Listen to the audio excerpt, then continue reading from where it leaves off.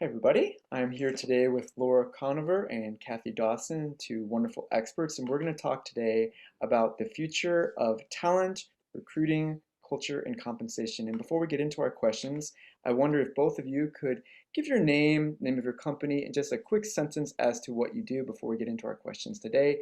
We can begin with Laura.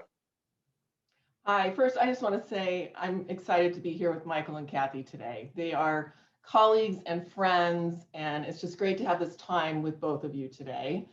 And I'm Laura Conover. My company is Conover Consulting.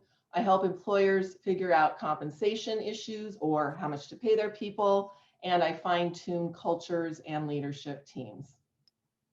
Wonderful. And Kathy? And that's why we love her so much because she really does that and she does an amazing job of it. So I run a search and staffing firm nationwide, and I'm going to be celebrating my 40 years in that industry this year, believe it or not. And I own my own firm for 13 years. So it's Dawson Dawson Staffing, and I'm the CEO of that firm. And we think about people like this, that they are very important as much as a product or service that you're selling in your company. Without knowing who the people are that you have, you're really never going to succeed. So that's why I'm so excited to be here to talk about that passion that we have. And I always tell my clients to think of us, Dawson and Dawson, when people are either coming or they're going or they're behaving badly. Then you want to call me. Nice. Very nice. Well, wonderful to have both of you here today. We'll give our first question to Kathy. Kathy, can you describe to us what is going on right now in recruiting? For instance, is it harder or easier to obtain quality candidates than in years past? Why or why not? Wow. So I could speak for an hour on this, and I actually have. So it's very different. The new norm, I think people are saying over and over again. So I won't say that, but what I will say is that it's a time that's unprecedented. I mentioned I've been doing this almost 40 years in October, and I've never seen a time like this before in my career. So, from somebody who's been around for a while, that says a lot. Well, let's just start it with unemployment. So nationwide, it's 5.7. Northern California, it's 8.3. And Southern California, it's 6.4. So what that tells you is that they say 2.5 to 3% of the unemployment people, but we get down to that point, they're unemployable. So what we really have is we have about 2.5% left that are employable. And so everybody is trying to get those same people, and there's sort of a craze right now. So it's very difficult to find candidates in this marketplace for a variety of reasons. So I would answer that more directly by saying it's definitely a candidates market. If you're an employer, you definitely want to hire someone pretty quickly and make those decisions quickly so that you're not left out and there is no talent for you, because they're going to run out of talent for sure. Well, that's very interesting to hear you say that. And then, Laura, you and I were talking about this just recently, and you were saying to me that the war for top talent is even hotter than it's ever been. Why is that the case? Yeah, at least in my lifetime, and I've also been consulting for a long time. I've had my own firm for 27 years and been doing compensation work for 30 plus years. And man, never seen anything like this. And first, I think really, top level, how, when, and where work is being done is just in a constant state of flux right now. It has been for the last year. That is continuing to change. And in the midst of that, kind of the employer employee contract, so to speak, is being rewritten, very much so right now. And here are some stats that go with that. In the last year, about 40% of Americans changed either employers and or managers. So just this massive game of musical chairs is going on. And as we know, people are moving and relocating at record rates, just record rates. So they're changing jobs, they're changing where they live, or they're saying to their employer, as one of my CEO clients mentioned to me about a month ago, one of his top people said to him about a month ago, "Oh, I'm moving to Vegas." He just informed him he's moving to Vegas.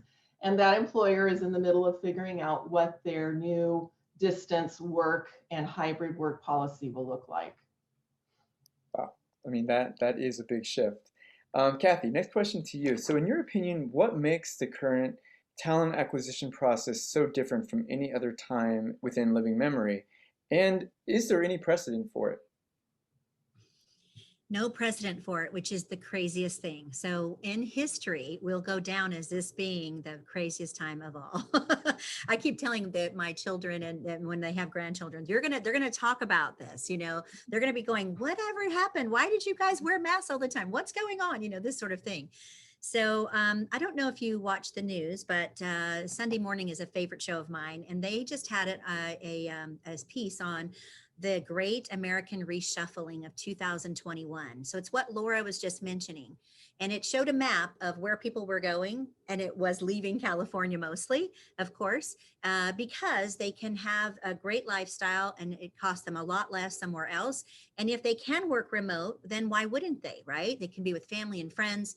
So we see this great reshuffling as the same thing that we did with the COVID masks and the shutting down of America, really.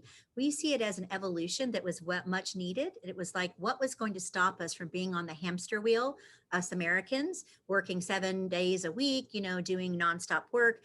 And so when you realize that a job is a job, it is not your life. It is a job that you want to get meaning in and make a contribution every day. And you put it in its right perspective place. And then you put your family where it belongs and your friends where they belong and what you want to do where they belong. Then you get this sort of equaled out ability to work at a pace that's natural and comfortable. And you have a quality of life and a quality of work life. And this whole reshuffling has been the best thing that I've ever seen. I will tell you, my 90-year-old dad, who's almost 91, he'll be 91 in November, he said this is the best thing that's ever happened to us because he saw me and all of my peers working like crazy just to make another deal. But the reality is it's not about that. So Americans have realized that and they're embracing it. I have a client that's in Belize right now. And I have a client that is in Dana Point and living in a hotel because she wants to live there and she's going to work wherever she's at. So we see all these things, and we do realize there's a lot of differences, which hopefully we'll discuss in this conversation of how to manage that. But the great reshuffling, I love it. I'm stealing it from the CBS show, but it's truly what's happening. I definitely like that optimistic perspective. I think that's very nice. Laura, how is it that companies cannot fill positions in the middle of a pandemic that has eliminated so many jobs and devastated so many businesses? It seems like it shouldn't be this way. I hear you, Michael. That's a really good question. First, some of this is, I don't know, but I think there are three things that I can point to that I think are part of what's happening here. First, it's really hard to find childcare now. And by the way, working moms have been the most heavily hit as a group of workers by the pandemic because of the childcare issue. We now have women working in the workforce at the rates that we were at in the 1980s. That's how much women have been impacted, especially working moms, by the pandemic and all the effects of it. There's also the issue of some people are afraid they'll get COVID if they go back to work. That's a concern for some folks. Very real. And then, yeah. And then I bet you're hearing that, right, Kathy? Mm-hmm. Yeah. And then there's also the issue of the enhanced unemployment benefits that are being paid by the federal government through September 6th. So, that's definitely playing into all of this. Right, and I'm glad you brought up the women in the workforce issue because I don't think enough people think about that and what you're saying there, that about how the changing requirements of life have really affected them. And I don't think, I mean, at least I'm not hearing that as much, so I'm glad that you brought that up. And a related question, Kathy, what are employers saying to you about their experiences trying to recruit top talent at this moment? Like I said, it's unprecedented. So the comments are, where did all the people go? And how come if I put an ad here or an ad there, or I put it out in my referral network, how come I'm not getting anybody responding? Zero responses.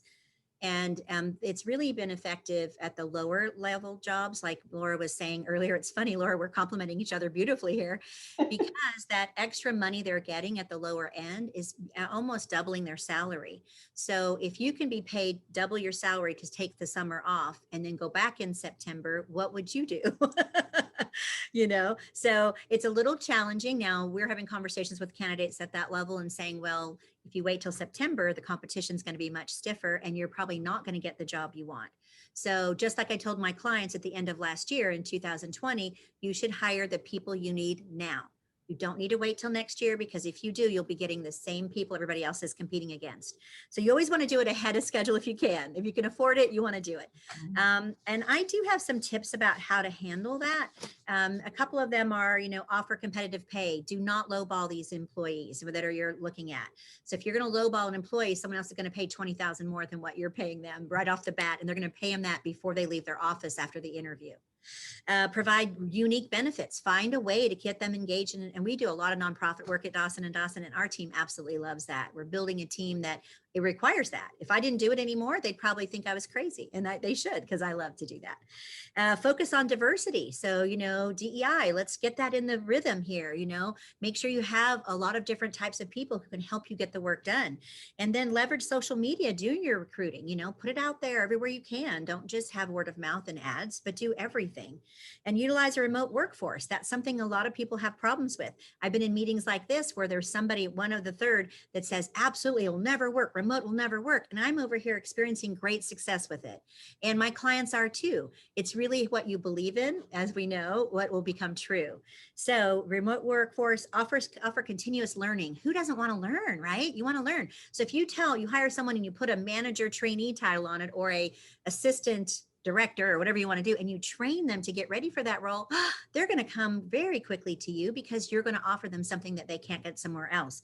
Last but not least, partner with someone like Laura and I, because we are experts and we'd love to help. And we will take a phone call from these people, even if we don't work with them, just to help them. If we're the right resource for them, absolutely wonderful. But if we're not, we have plenty of business already. We don't need to have you be worried about that. But we'd rather you do the things the right way and engage the right people at the right time. And you can give us credit for it. We don't need to take the fees. But that's what I would say, Michael. Those are very good tips. Thank you for that. So, Laura, how can employers best prepare for a new employment culture in which the workers aren't local and they don't meet in person, or at least not often?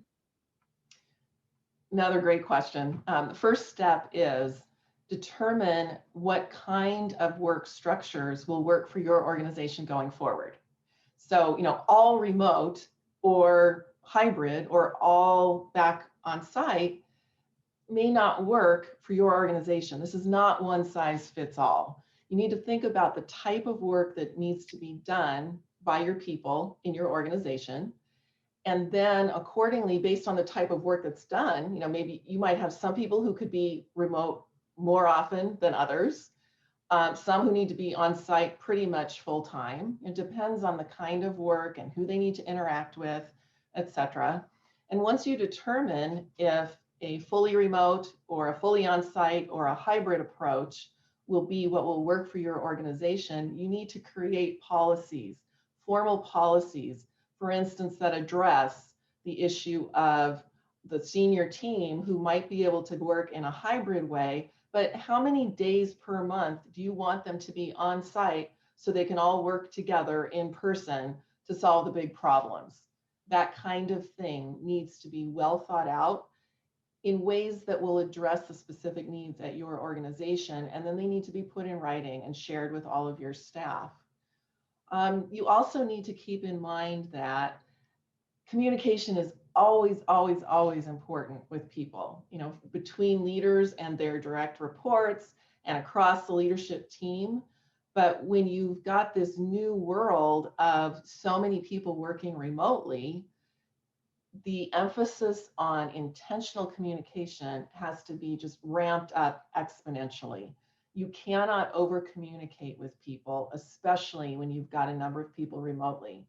And you need to facilitate people getting to know each other better and communicating better with each other, since they can't have like those water cooler conversations, or they're not passing each other in the hallway to say, hey, I was thinking about that thing we talked about in the meeting.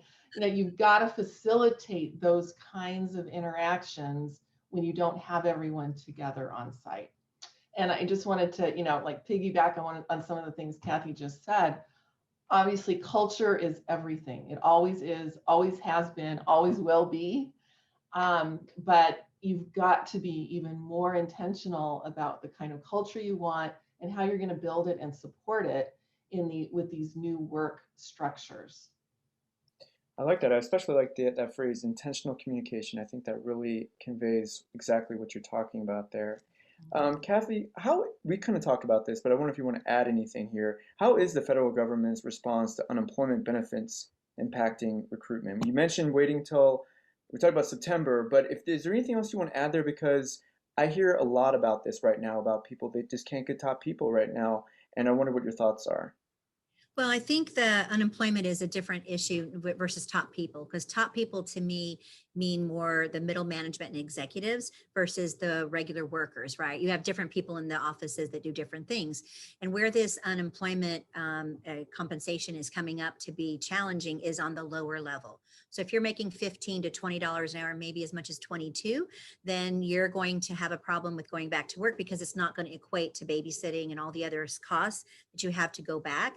And if they get paid double for not working, then it's illogical to expect them to be excited to sign up and go, unless they talk to a recruiter like us that says, oh, no, you want to get the job before everybody else, let's get this going, kind of thing. But I did want to say that on the government thing, they are trying to do what they think is best because people are really struggling because they don't have any funds. So you're kind of in this catch-22 situation where do you not give them money and hope they all get jobs, or do you just kind of buffer it for a little bit so that in September, when things will probably be back a lot better, then they can find their own jobs and do it in the normal way. So I get where they're coming from. The unfortunate thing is that it's giving us this ricochet effect, so that I get probably 3 calls a week from people that I've never met before. They're just calling me because of my advertising online, and they're asking me to help them fill these jobs. And they're 15, 16, 17, 18, and it's extremely difficult to do that because of that. Even when it comes back, I think, where we live and the way to be able to survive here in California, there has to be a different wage. But when you raise the wages, it puts a lot of people out of business because they can't pay, so we have all these challenges. But I will say that the best thing about this whole process is that, like Laura was saying, the employers that I'm working with are becoming more and more a partnership with their employees, and they're opening their horizons where they are letting them work remote. Our company sees about 75% people going to work remote at some portion. It's a hybrid, 100%, whatever it is. And they're saying that they won't change that until next year even. So I think it's here to stay. And I think people are going to pick and choose the jobs they want to do if they want to do remote versus the other jobs. But the water cooler content that Flora was talking about, which is so important that you just can't recreate, my company's done that. And it hasn't been me, it's been my 2 directors. And I cannot wait for Friday. And let me tell you why. It's Friday Fun Day at Dawson and Dawson. What does that mean? It depends. You wake up on Friday morning and you have an email in that says whatever it is, and you got to do whatever it is. So it goes from what's been your best travel trip you've ever had, or what's on your playlist, or what if you were a dog, what would you want to be? What kind, or something like this. Really interesting, fun things. And they have a whole calendar put together of these questions, and they put them out, and then we all get to know each other remotely. I've hired 5 people without ever meeting them in person during this time. And I thought it was going to be weird, but it really isn't. Now, one was shorter and one was taller than I thought, but that was the only difference. And this Friday Fun Day and this whole culture thing that Laura's speaking about, I cannot recommend for our listeners to do that more, because that is the single thing that's going to keep them there. We can do a good job of making sure you select the right person, but when they're there, they have to be onboarded in such a way and nurtured in such a way. I always say, when you're interacting with anybody, but specifically your employees, always put a deposit in their bank account. Do not make a withdrawal. If you make a certain amount of withdrawals from your employees, they're going to be gone. They're going to go to another bank. So deposit, deposit, deposit. That's what I'd like to say about that. I like that. And who wouldn't like Fun Day Friday or Fun Friday? Would you call it Fun Day Friday? Fun Day Who Friday. wouldn't like that? That's very good. So I want to change gears just a little bit and talk about compensation now, Laura, to you. So how will hiring non-locally affect the compensation that employers pay moving forward, in your opinion? This is a big topic in my world because employers who have had structure to how they pay their people to this point have used what we call geographic differentials. And geographic differentials account for the differences in the cost of labor in different locations. There's data that tells us the difference between the cost of labor in Brentwood versus Los Angeles versus Riverside versus Nashville, Omaha, New York, you name it. But it's very specific, even to kind of like micro labor markets. And to this point, pre-COVID, the conventional thinking on this topic was we pay based on the cost of labor where we have our locations for our company and where our people are located. Well, that's just gotten a lot more murky and a lot more complicated with having a lot of remote workers. And one option with this is to think in terms of paying national average pay, national average cost of labor for the specific jobs in an organization. I don't think that's necessarily the way to go, though, with this topic. First, again, this is not a one-size-fits-all thing for any organization.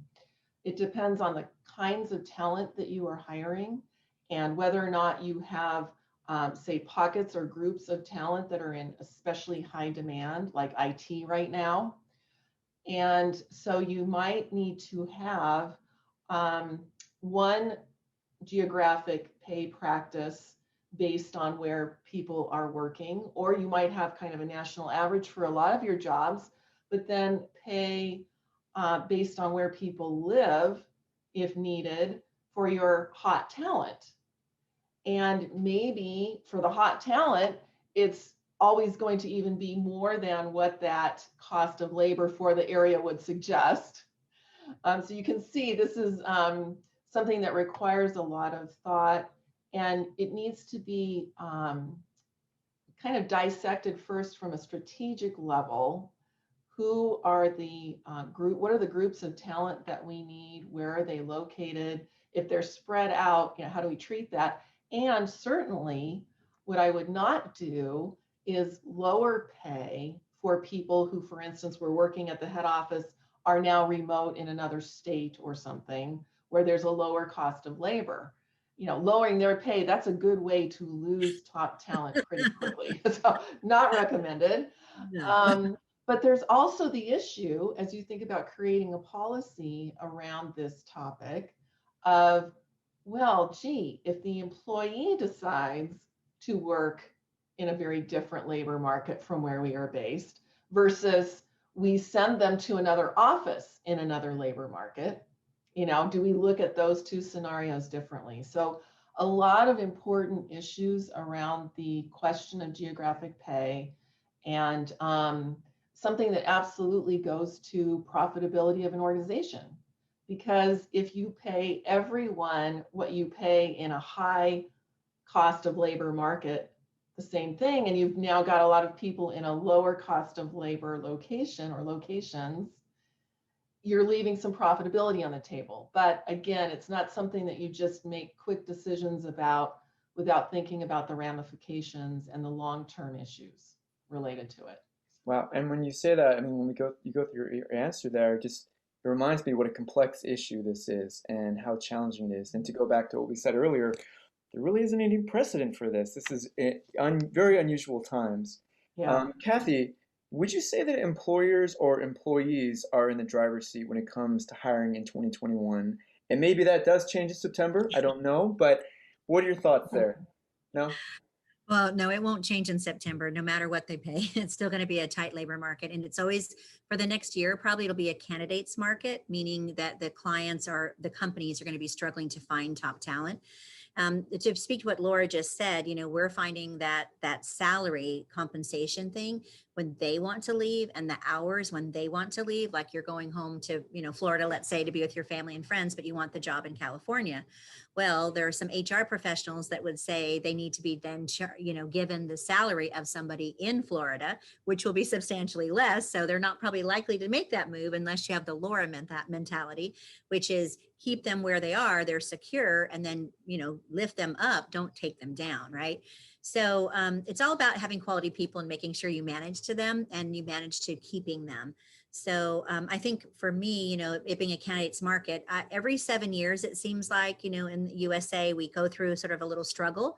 And in search and staffing, it's been that way for me every 7 years. I know it's coming, and 7 years is on its way. I know it's coming, know it's coming. And I thought 2008 was pretty bad, honestly, but I guess not so much. There was somebody else who had an intention to show me that that wasn't the worst it could get.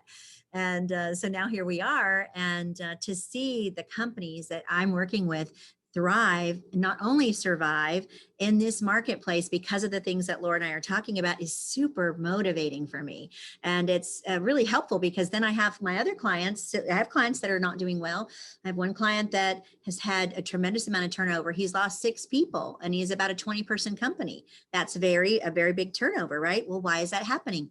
COVID, not being in the office, not having the water cooler talk, not onboarding them in such a way where they get the culture, the mission, and the vision. These are young professionals that are at their home in their PJs or their slippers, and they're trying to do the work that they're teaching them, and they're not so excited about it, They're like, wait a minute, there's got to be a better way for me to not live with my mom and dad. How do I do that, And they are figuring it out. They're starting their own businesses at record rate. Whenever there is a little bit of dip, that's what happens. People get creative. We're not like Laura, where she had the idea a long time ago and she was successful at it and kept going.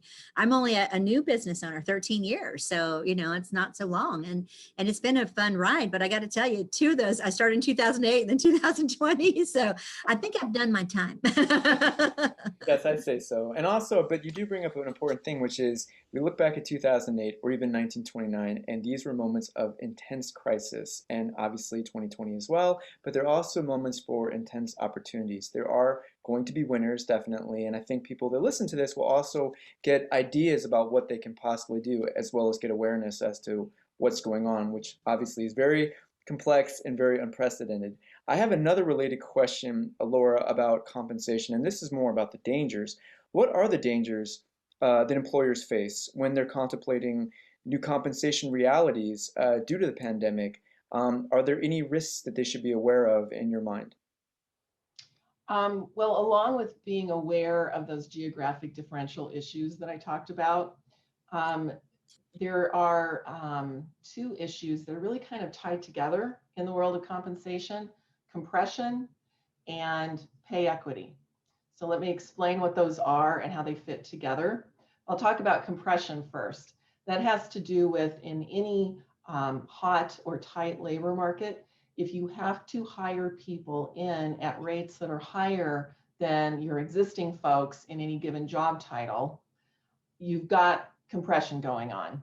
And obviously you can't do nothing about that situation, because if the folks who are now being paid lower than the new person in a hot skills job, the hot skills are going to start exiting out the back door if you're not careful, because they're all of a sudden making less than the new person that you just hired. Related to that, but also separate and also very important, is the question of pay equity. And the whole idea of pay equity is very much part of the big national conversation we are having right now around DEI, diversity, equity, and inclusion. And in California, we have what we call the California Fair Pay Act, and some other states also have their own pay equity legislation. And what these what these bodies of legislation are meant to do is highlight and make not legal situations where people who are paid less than others within a certain job title, or in the case of the California Fair Pay Act, it's same or similar work. What does that look like? What does that mean? If people who are of different gender, race, or ethnicity are paid lower than others in the same job title or in similar work, that can be a violation of the California Fair Pay Act. Now, reasons for the differences in pay include tenure, job performance, education, when the education is applicable to doing the job. And so those things are absolutely still in play. But smart employers are absolutely working with folks like me to do an audit of their pay and ask the question, gosh, do we have any situations where it could look like differences in pay are based on gender, race, or ethnicity? These are very important considerations, and I definitely think it's something that companies need to be mindful of, especially in California. Kathy, we kind of talked about this when it came to Fun Day Friday, but how is working remotely or virtually affecting both recruiting, like actually how you're doing the actual recruiting, but also the actual on-the-job experiences of the new hires? You kind of mentioned, you had some success and finding a way to connect with people, even if it was virtually. What are some of the experiences that your clients are reporting regarding this? Well, I mean, as far as recruiting in general, the way it used to be, since I've been doing it for so long, 40 years, right? Almost. Um, we used to pick up the telephone and call another telephone. And we would say, "Can I speak to your marketing manager?" And they'd put us through. And then we'd say, "Hi, Mr. Marketing Manager or Mrs. Marketing Manager. I'm looking for somebody just like you. Do you know of anybody?" In a very nice way. And that's how we would do it, right? So now what happens is we reach out, but we reach out a variety of ways. So there's like 5 ways, right, to reach a candidate. So you've got the cell phone number if you have the resume. You have a landline, maybe it doesn't work. You never know. And then you have email, and then you have the personal email, then you have Facebook, then you have LinkedIn. Oh, I can go on and on and on, right? There's a many ways to reach these people, associations and all that. So back in the day, it used to be one, and then you'd get the information, then you'd multiply the information from there. So recruiters have to make a lot more calls. They have to work a lot harder now. And then not only that, but then when they get the candidate, they have to make sure they're qualified. So the recruiter has to say, "Oh gosh, what the heck did, John, the marketing manager boss, want me to screen for this marketing person? And did I do that right? And am I going to get into trouble?" So there's all this confusion going on about doing a good job. And everybody wants to do a good job. I'm a firm believer in that. People do not take jobs to fail, they take jobs to succeed. So, how do we help them as employers succeed? And how do we reach out to those people and make sure they get a good impression of what this organization is about and what that job is all about? And will I be successful if I'm your candidate in that role? And in some cases, we use Laura, right, to do that, the assessments and those are things to make sure that the culture is right. We just made a hire with Laura's expertise with one of our clients. And that was fantastic because we felt like he was a great move, a great match, and he would be a good move to hire him. But you never really know. These things all, time will tell. But with Laura's help, you can really indicate what the success rate is going to be. So you need to, as a recruiting firm or a recruiting team for a company, and we work with publicly traded companies and very small companies, so we're all over the place. You just need to make sure that you're reaching out in a meaningful way and that you're telling your story. So when I'm interviewing with an employer to see what they want me to hire for them and or a candidate to see what kind of job they want, I say to both of them, I need to hear your story. I need to know what your story is. You love this, don't you, Michael? He's a storyteller. And I say, we need to get your story right. I need to know your story better than you know it. And I need to say it to the client, and and if it's the candidate, I need, candidate and client both. And what is your story on your company? Now I have a story, but I've been taught that early on that you have to have a story, but some companies don't. So this particular company we were talking about that has had some turnover, we're helping them with their story. We're helping them with who they should be hiring. Should they be hiring at the same level? No, I don't think they should. They should hire a little lower level, bring them in pairs, had all these suggestions and recommendations for them to do it better. And they know they're not doing it well. They know those stats show, they've had this turnover. So anyway, it is definitely something that you have to work harder at, but I love to be able to take somebody and find out what they've done and find a really good match for them. And since I've been doing it for so long, I can do it pretty quickly. And my team is that way. So my team has this 40 years experienced person going, "Have you thought about this? And what about this for that candidate and this client? Well, what about that?" And so they love the ideas and the thinking. So recruiting now is not just fill a job rec. It's fill a position in a company with a great culture that has a story that they can get behind, and then you'll keep them. If not, I mean, anything can happen. Well, I definitely like that concept of telling a story. I think that's well put. And I'd like to actually bring this over to you, Laura, because I know that you do a lot of work in leadership and developing cultures in corporations and organizations. What are your thoughts about this, especially now in this age where again, we've talked about this throughout this interview, that it's unprecedented. People are working virtually. We don't have the same water cooler Mhm. interactions. How do you build a robust culture? How do you tell that story internally so that you get people unified with the mission and the vision? So first, I want to piggyback off of something Kathy said earlier about the fact that people do like working remotely and they want to, and it's a recruiting tool, right, Kathy? You Like, bet. You bet. if you are able to say, hey, for job XYZ that we're recruiting for, you may work remotely. That's part of the deal. That's like that's in the plus column for the employer right You now, bet. and it will be going forward. And we know that at least 90% of employees have worked as well or better than they did before COVID, with all this remote work. Yeah. Also, though, so to the culture, some points I want to make. Um, while people really like working remotely, I think employers need to really keep employee wellness top of mind. I'm sorry, well-being. Okay. There you go. Used to Mhm. focus on wellness. Mhm. Well-being is a broader concept and it ties with this idea of remote work. Because when we are focused on the emotional, physical, financial, all types of well-being for our employees, it's a broader conversation than wellness that we talked about for like the last, I don't know, 10, 15 years. And the idea of remote work and helping people put boundaries on that remote work so that they don't think, oh gosh, my laptop in my office is now my dining room table. I walk by it right after dinner, so I might as well sit down and answer a few more emails. And before you know it, 2 hours have passed, and they worked 2 more hours. So savvy, smart employers are helping their employees put boundaries around work as they work remotely. They are also drilling the ideas of purpose and community with respect to work. You bet. These are two of the things that we know from countless bodies of research that people, especially younger people, want in work. The why of the organization. Why does it exist? Why does it do what it does? Right. That is a core value proposition in this hot talent market. And work-life balance.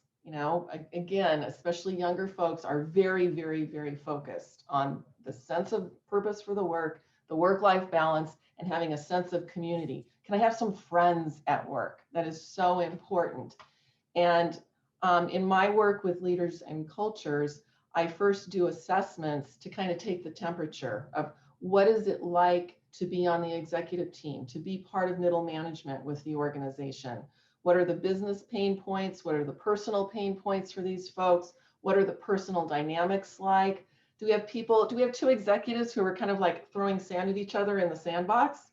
Happens all the time, unfortunately. And do we just have a lack of people skills with respect to the leadership? Do they not have, do the leaders in an organization not have the ability to leave people feeling like they were heard after a conversation? I'm not talking about just giving people everything they want when they ask for something, but at least acknowledging and hearing them and leaving them feel like they were seen and heard as an individual after they've had a conversation or an interaction with a leader. Having a culture of psychological safety is incredibly important. And this is something else that I help build in. After I do assessments, I do interviews, I kind of figure out what's going on with the culture.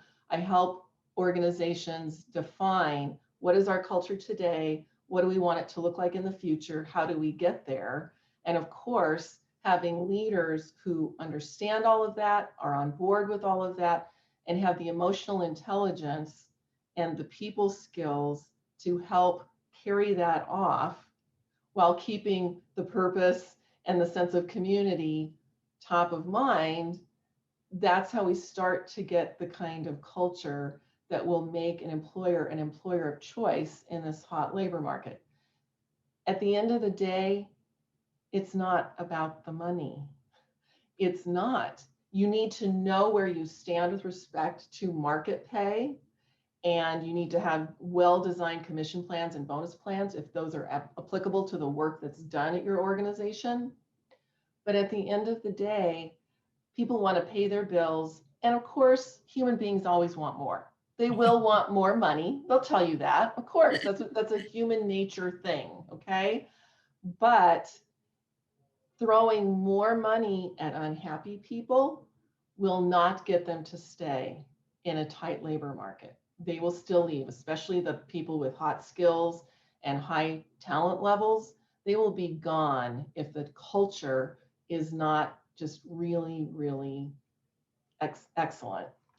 And you cannot pay for bad leadership. You can't pay enough for toxic leadership. You got to know where you stand with pay to make it enough, but not too much to get and keep great people. And if it's too high, if it's way above market pay rates, you're buying entitlement, and that's very hard to unwind. So need to know where you need to stand with that compared to market, and drill, drill, drill leadership and culture. Those are all really important things that you talked about. I especially like the emphasis on boundaries. I think it's especially difficult when you're working from home to shut that off, especially now that we have smartphones and we can check our Yeah. email at any time. We can be texted, at midnight, emailed, and I think that's it requires a lot of discipline to be able to handle that. And I also like what you're talking about when it comes to well-being. So I thought we close with one more question to each of you, Kathy, if you will. What skill set or skill sets, plural, do you suggest are most important for today's recruiters in light of everything that we've been talking about today? I bet you guys can guess. Relationship building skills. It's not about that moment in time. It's about helping that person make a difference in their life. And when you're a client and you're looking to hire people, you want to look at those people and you want to look at them as not just people, but actually part of your company already. Do they fit in the culture? I used to say to people that they needed to do the elevator test. Does anybody know what that means? You're like, what? If you get stuck on an elevator with this new hire, are you going to be okay? I thought that's what they're doing. That's great. If the answer is no, leave fast. Do not hire. Do not move forward. Do not accept go. Don't go. So, I really think that the old rules of running companies were like a slave driver, right? You got the whip, you got the ball and the chain, work, work, work. We were a union, highly unionized. Where we've come from in the work in the United States is fascinating information. You should write a book about that, Michael. It's crazy. Eleanor Roosevelt, they were such working class people and they made the America what it is today. And then we got a little fluffy, right? Then we got the bigger cars, the bigger houses, the bigger this. We were making more money than we ever could have spent in some cases, right? And so what happens with that? You get a little disillusioned and you think what are you going to do? So I believe that today we are at exactly the right place where we need to be because we're thinking about culture. We're thinking about giving back. We're thinking about making the world a better place. We're thinking about employee health and safety as much as we're thinking about our products and our services. And that's never happened before, Michael. Never in the history of working has that happened before. So I am so sorry we had to go through it, but I am glad we're done and we're through it and we're on the other side because I see nothing but upside here for these companies. America is going to be greater than what it was. It's going to be terrific. So organized, passionate, good communicator, naturally curious, helpful, just be that person and you will see the world will open up for you. It's amazing. So that's what I would tell people to do when they recruit. I believe people think they're my friend and they want to work with me because they all feel special. It's because they are, darn it. Well, I love that advice and I love that optimism. I think it's very needed in these times. And I'm going to go to Laura for a final advice question. We've talked about a lot of different topics today, and I think they're extremely important. What advice do you have for companies, organizations that are navigating any of the concerns we talked about, from figuring out the proper compensation to developing the right culture to leading in these unprecedented times? What are your advice to those organizations? Well, with respect to compensation, please don't make any permanent changes to base pay structures and policies right now. Just kind of do what you need to do to get through the summer, and get through to September 6th, when the additional federal unemployment is discontinued. And if you need to, in the midst of that, if you have some jobs that are really hard to fill, and you've got a number of people in a given job title like that, it might be a good idea to give some stay bonuses. Make sure that you're clear with people that these are not permanent, but maybe it's some amount each month, depending. The amount would depend on how much people make in their base pay, but maybe you have a temporary stay bonus for some folks who are in some of these really tough to recruit job titles. And then just kind of see how things shake out as we get closer to the end of the year with respect to pay levels and what you need to do with respect to kind of longer term changes.